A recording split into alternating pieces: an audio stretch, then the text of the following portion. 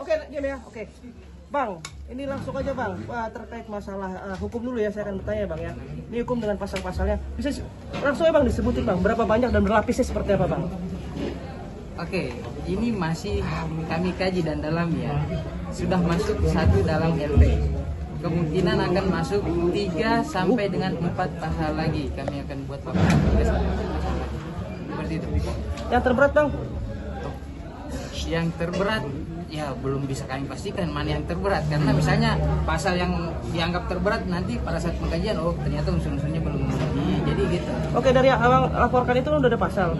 Itu ancaman hukumannya berapa tahun Bang? Ancaman hukumannya yang pasal 335 berapa? Kalau bisa semua pasal yang kena dokter masukin semua. Ada 10 pasal dokter masukin semua. Gitu ya. Jadi kita masih terus pendalaman karena memang dari sana dibilang nanti pendalaman masukin daftar baru, tersangka baru boleh gitu. Apa bukan terlapor maksudnya. Nanti kita ini. Oke. Kalau saya nggak salah 1 atau 2 tahun. Kalau saya nggak salah nanti kita pasti. Itu bisa dicek kok. Google-nya 335 ancaman pidananya berapa tahun? Hah? Berapa tahun? 1 tahun ya. Yang paling berat apa itu? Paling berat. Kalau bisa kita kasih yang paling berat, yang banyak itu pasalnya. Biar nggak kita ribut. upayakan secara maksimal. Langkah hukum ini akan kita tempuh secara maksimal. Oke.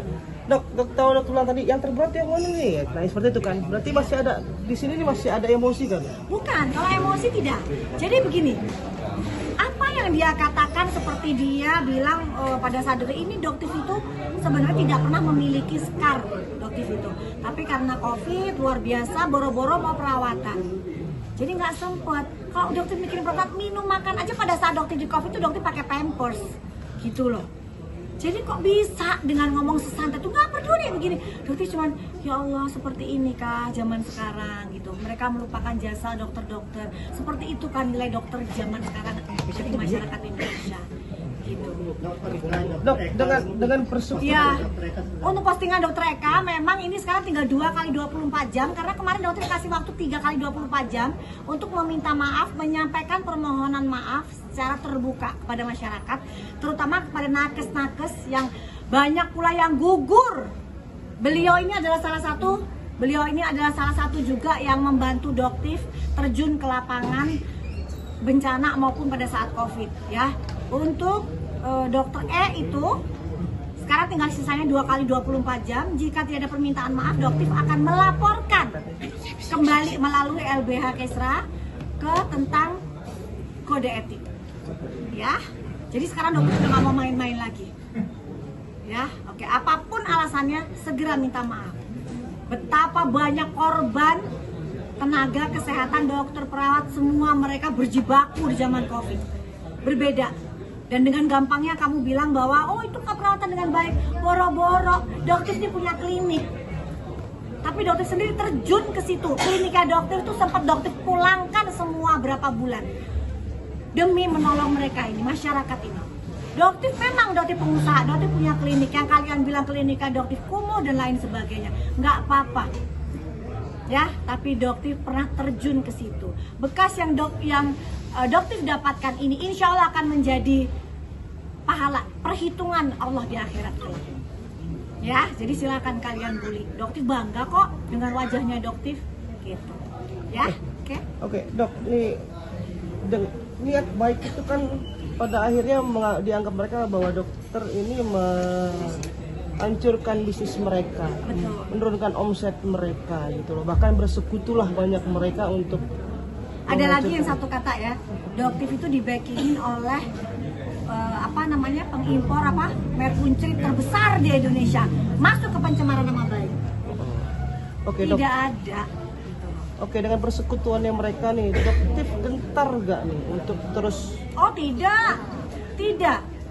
Kan Doktif sering berulang, Doktif aktivis yang di medan bencana. Istilahnya kalau kematian aja Doktif berani kok, gitu loh. Apalagi cuma caci maki serangan mereka, tidak.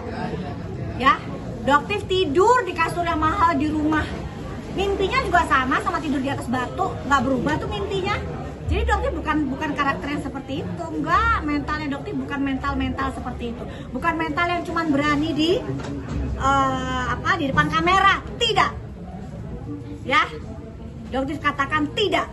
Bahkan di depan polisi pun Doktif berani untuk mengungkapkan kebenarannya. Kok kalian diam pada saat di depan polisi? Kenapa? Beraninya cuma di depan kamera. Ya. Oke, Dok, ini kan pada akhirnya mereka memutar balik semua ya. Walaupun Betul. kita udah buktinya sudah ada semua ya, Dok. Itulah karakter gerombolan sirkus. Itu jawabannya, Dok. Oke. Yang mereka hadapi itu singa, bukan macan, ya, bukan pinguin, bukan yang lain-lain. Yang mereka hadapi adalah singa. Singa nggak pernah kan masuk ke sirkus, singa berdiri sendiri. Ya, Singa. Terakhir dok, saya mau bertanya gini. Kalaupun ini kan buktinya sudah banyak ya, Dok. Kalaupun ada perdamaian dalam artian permohonan maaf secara personal bahkan terbuka yang mereka lakukan, menerima kan? kalau permohonan maaf saat ini pun dokter sudah memaafkan. Kenapa? Ya mungkin mereka terpancing, ya mereka emosi. Tapi proses hukum, dokter sudah berjanji ke masyarakat tidak akan pernah dokter cabut. Kecuali yang tadi ya, yang apa tadi penyebaran data pribadi dia cabut, dokter cabut. Skor kita sama 0-0. Ya, tapi kalau untuk yang lain, dokter ingin pihak dari Polda Metro untuk melihat ini sebagai kaca cermin, karena ini sudah menjadi berita internasional. Teman doktif yang di Dubai, teman doktif yang di Mekah, mereka memantau seperti apa hukum di Indonesia saat ini berjalan. Ya. Oke.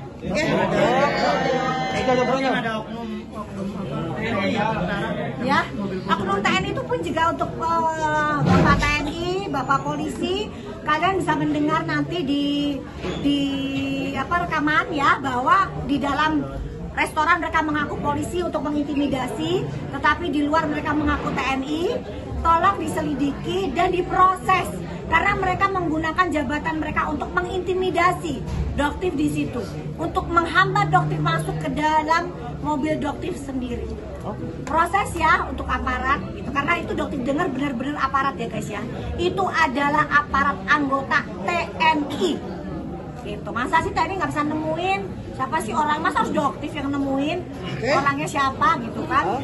Jangan dong, kan TNI itu harus bisa menemukan itu siapa orang itu. Ajudan ya, ajudan dari SS itu diakuin sendiri di ruang mediasi. Ya itu adalah ajudan saya.